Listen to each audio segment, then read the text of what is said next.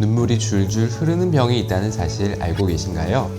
눈물 닦기 바빠 사람 만나기도 힘든 분들, 오늘 닥터 DJ는 성인 눈물 흘림에 대해서 알아보겠습니다.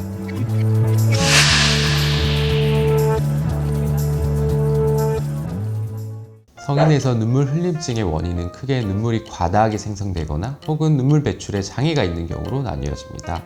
눈물이 과다하게 생성되는 경우에는 이물질, 눈의 염증, 콘택트 렌즈의 착용, 과도한 안약의 사용 등 눈에 자극이 과한 경우가 있을 수 있고요.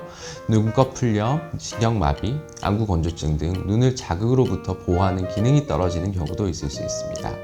배출에 장애가 있는 경우를 이해하려면 우선 눈물 배출계에 대해서 이해를 하여야 합니다. 그림과 같이 눈물은 눈의 바깥쪽에 윗눈꺼풀 안쪽에 존재하는 눈물샘에서 생성이 되어 눈 안쪽으로 모이게 됩니다.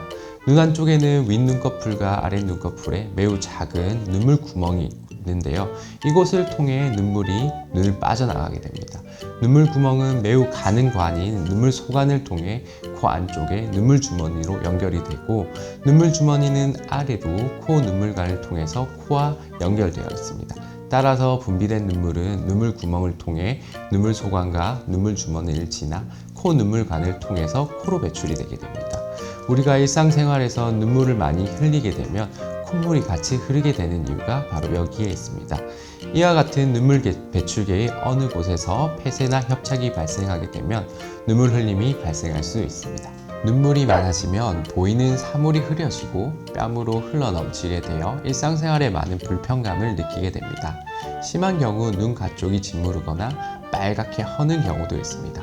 또한 눈물길이 완전 폐쇄가 오래 지속되어 화농성 분비물이 차게 되면 아침에 눈곱이 많이 끼게 되며 심한 경우 내안각 부위에 화농성 염증이 발생해서 통증과 발적, 부종 등이 발생할 수 있습니다.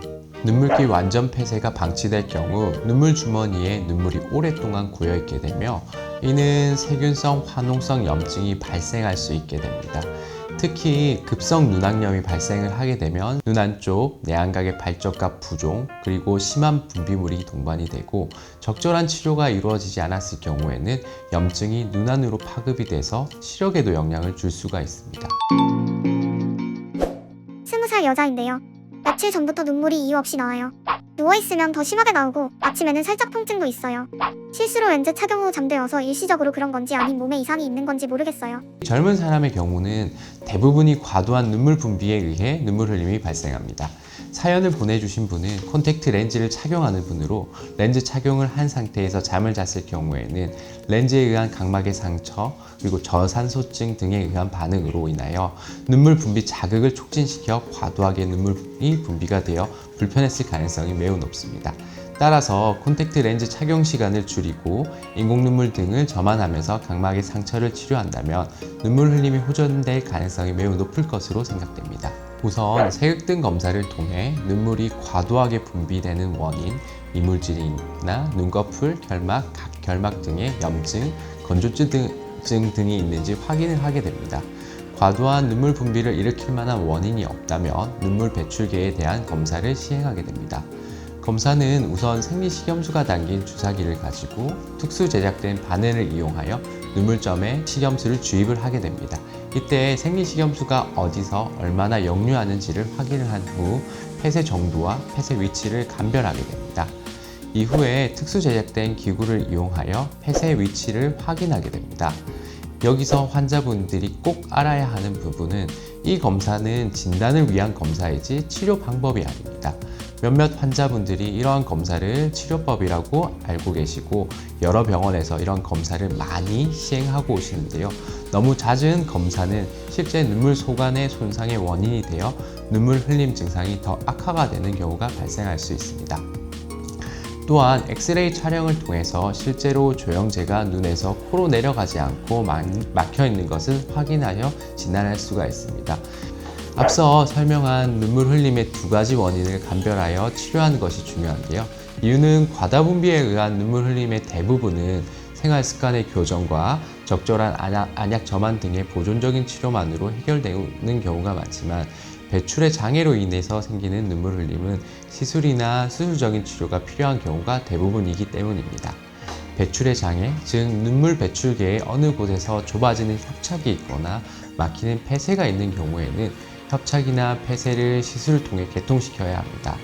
우선 눈물점 폐쇄나 협착이 있는 경우에는 비교적 간단한 눈물점 성형술을 통해서 눈물 구멍을 넓혀줄 수가 있습니다. 눈물 소관에서부터 코 눈물길까지의 일부 협착이나 폐쇄가 있는 경우에는 누도 내시경과 같은 내시경을 통해 실제 눈물 소관에서부터 눈물길까지 육안으로 확인하고 폐쇄가 있는 부분을 개통시켜 줌으로써 치료를 할 수가 있습니다. 이런 내시경 치료가 실패하거나 완전 폐쇄가 있는 경우에는 내시경을 이용하여 눈물 주머니를 코 안으로 연결시켜주는, 즉 새로운 길을 만드는 눈물 주머니 코안 연결술이라는 수술적 치료를 시행하게 됩니다. 내시경으로 코 안으로 시행하는 수술로 전신 마취가 필요하지만 피부 흉터가 생기지 않으며 통상적으로 2박 3일의 입원 기간으로 빠르게 회복하여 일상생활이 가능한 수술입니다.